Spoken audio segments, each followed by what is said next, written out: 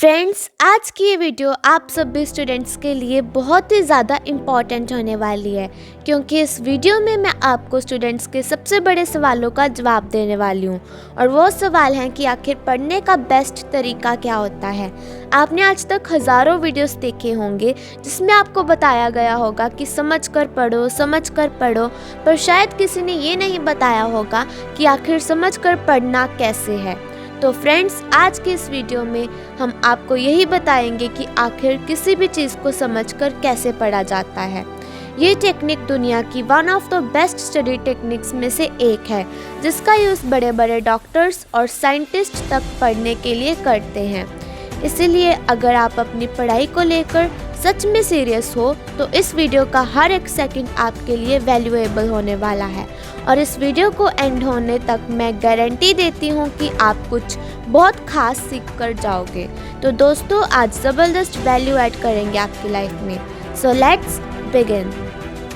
तो देखो, सबसे पहले हमें ये समझना होगा कि किसी चीज़ को याद करने और उसे समझने में ज़मीन आसमान का फ़र्क होता है, और यही फ़र्क ज़्यादातर स्टूडेंट्स समझ नहीं पाते हैं। अब आप सोच रहे होंगे कि हम फिर वही घिसी पिटी बात शुरू कर रहे हैं जो सब लोग तो करते हैं। पर दोस्तों, जब तक आप याद करने और समझने के बीच का डिफरेंस नहीं समझोगे, तब तक आप किसी चीज़ को अच्छे से समझ ही नहीं पाओगे। और जब आप इन दोनों के बीच का डिफरेंस समझ जाओगे तो हमारी टेक्निक को भी आप आसानी से समझ जाओगे, क्योंकि उस टेक्निक का बेस इससे कनेक्टेड है। किसी चीज़ को याद करने और उसे समझने में बड़ा डिफरेंस ये होता है कि याद की हुई चीज़ आपको ज़्यादा से ज़्यादा 1 या 2 हफ्ते तक याद रहती है, पर जिस चीज़ को आप अच्छे से समझ जाते हो वो चीज़ आपको सालों तक याद रहती है। अब मज़े की बात पता है क्या है? अगर आप स्टूडेंट से जाकर ये पूछोगे ना कि बताओ तुम समझ कर पढ़ते हो या याद करके, तो ज़्यादातर स्टूडेंट्स आपको यही बोलेंगे कि वह समझ कर पढ़ते हैं। और यही स्टूडेंट्स की सबसे बड़ी प्रॉब्लम होती है कि उन्हें खुद पता नहीं होता है कि जिस चीज़ को वो पढ़ रहे हैं वो उसे समझ कर पढ़ रहे हैं या फिर याद करके। और ज़रूर आप में से भी बहुत ऐसे लोग होंगे जिनके साथ ये प्रॉब्लम होती होगी। और ये प्रॉब्लम इसीलिए होती है क्योंकि हम जब किसी कॉन्सेप्ट या टॉपिक को पढ़ते हैं तो हमें उस समय के लिए ऐसा लगने लगता है कि वो चीज़ हमें समझ में आ गई है, पर जब आप उसी सेम चीज़ को 1 हफ्ते बाद देखोगे तो आपको फिर से दोबारा समझने की ज़रूरत पड़ेगी। और अगर आपके साथ भी ऐसा होता है तो मेरे दोस्तों, आप सिर्फ चीज़ों को टेम्पररी याद कर रहे हो, ना कि उसे डीप समझ रहे हो। और जब तक आप कॉन्सेप्ट को डीप ही नहीं समझोगे तब तक आपको वो चीज़ ज़्यादा दिनों तक याद नहीं रह पाएगी। चलिए, अब मैं आपको उस टेक्निक के बारे में बताती हूँ जिसका यूज़ करके आप किसी भी टॉपिक या चैप्टर को डीपली अच्छी तरह से समझ सकते हो। उस टेक्निक का नाम है फेनमैन टेक्निक। फ्रेंड्स, आपको बता दूं कि ये technique Nobel prize winner physicist Richard Feynman ने डेवलप की थी, जिसका यूज़ करके वो कॉम्प्लेक्स से कॉम्प्लेक्स टॉपिक भी आसानी से समझ जाते थे।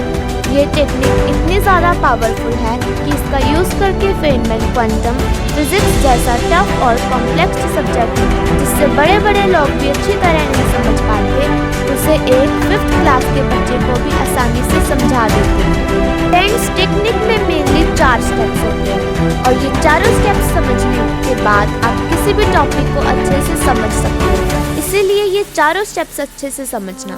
स्टेप नंबर 1, इसमें सबसे पहला स्टेप बोलता है कि आप अपना वो टॉपिक चूज़ करिए जिससे आपको अच्छी तरह से समझना है, और टॉपिक चूज़ करने के बाद आपको उस टॉपिक को अच्छी तरह समझना है।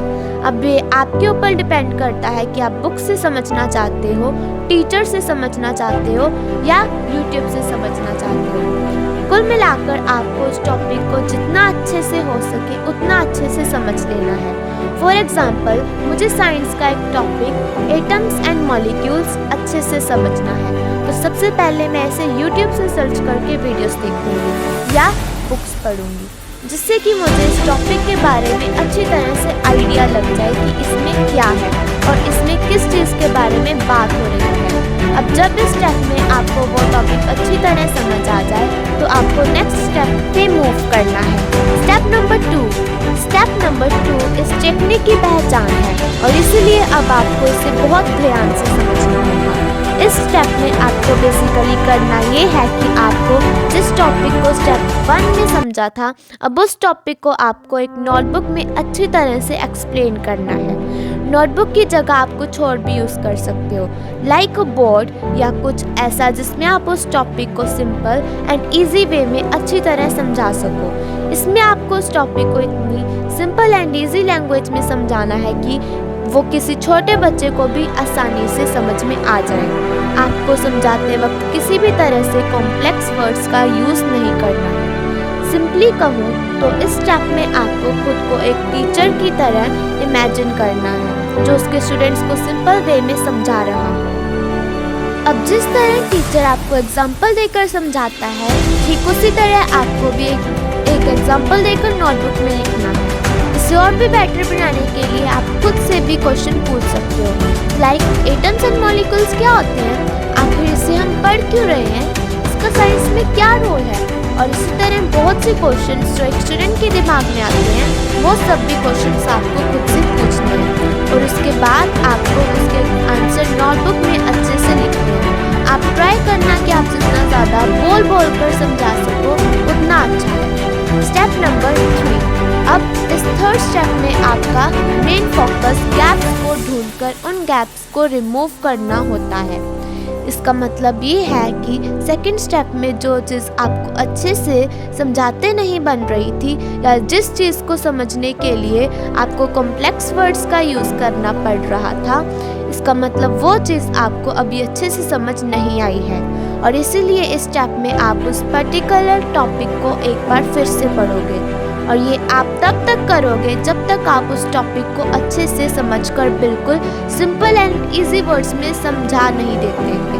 दोस्तों, हम बार बार सिंपल एंड इजी वे में समझने के ऊपर इसलिए फोकस कर रहे हैं क्योंकि फेनमैन टेक्निक का कोर प्रिंसिपल ये है कि जब तक आप किसी टॉपिक को इजी एंड सिंपल वे में नहीं समझा देते, तब तक आपको ये नहीं समझना चाहिए कि आपने उस टॉपिक को अच्छे से समझ लिया है। स्टेप नंबर 4 लास्ट स्टेप में सिंपली आपको वो सभी टॉपिक्स और कॉन्सेप्ट जो आपने पढ़े और समझे थे और लास्ट और फाइनल टाइम फिर से समझने हैं। और इस स्टेप में अगर हो सके तो आप उस टॉपिक को किसी 4th या 5th क्लास के बच्चे को समझा कर देखो। अगर उस बच्चे को आपने टॉपिक समझा दिया तो इसका मतलब आपने उस टॉपिक को अच्छे से समझ लिया है। तब आप उसे सालों तक नहीं भूलने वाले। मुझे पता है इससे ज़्यादातर लोग अभी क्या सोच रहे होंगे। आप यही सोच रहे हो ना कि यार ये प्रोसेस तो काफ़ी बड़ी और टाइम कंज्यूमिंग है, आखिर इसे हम सारे को पढ़ने के लिए कैसे यूज़ कर सकते हैं। तो दोस्तों, पहली बात तो ये है कि आपको स्टार्टिंग में ही इस प्रोसेस को करने में काफ़ी ज़्यादा प्रॉब्लम्स आएंगी और शायद एक टॉपिक को करने में ही आपको 2 से 3 दिन लग जाए। पर जैसे जैसे आप इस टेक्निक को यूज़ करेंगे वैसे वैसे ये आपके लिए आसान होती जाएगी और इसमें कम समय भी लगने लगेगा। अब मैं यहाँ पर आप सभी को एक चीज़ क्लियर करना चाहूँगी कि आप नॉर्मल जिस तरह चीज़ों को याद करके पढ़ते हो उस तरह से भी आप एग्ज़ाम्स में अच्छे मार्क्स ला सकते हो और इसमें कोई प्रॉब्लम नहीं है। पर अगर आपको समझने का सही तरीका नहीं पता तो ये आपके लिए लॉन्ग टर्म में बहुत बड़ी प्रॉब्लम खड़ी करती है क्योंकि आपकी हायर स्टडीज़ में आपको ऐसे बहुत से टॉपिक्स और सब्जेक्ट्स मिलेंगे जिन्हें आप याद करके सर्वाइव नहीं कर पाओगे और आपको उन्हें अच्छे से समझना ही होगा। और इसीलिए जितना जल्दी आप चीज़ों को डीप समझकर पढ़ना शुरू करोगे आपके लिए उतना ही अच्छा होगा। फॉर एग्ज़ाम्पल, अगर आप 10th क्लास में सिर्फ चीज़ें याद करके अच्छे मार्क्स ला भी लेते हो तो आपको उसका पछतावा क्लास 11th और 12th में होगा क्योंकि क्लास 10th एक तरह से 11th और 12th क्लास के लिए बेस का काम करती है। तो फ्रेंड्स, आई होप आपको ये इन्फॉर्मेशन वीडियो और पसंद आई होगी। अगर आपको इस वीडियो से कुछ भी सीखने को मिला हो तो गुरु दक्षिणा के रूप में इस वीडियो को लाइक ज़रूर कर देना। मैं मिलती हूँ आपसे नेक्स्ट वीडियो में, तब तक के लिए take care, love you all and all the best for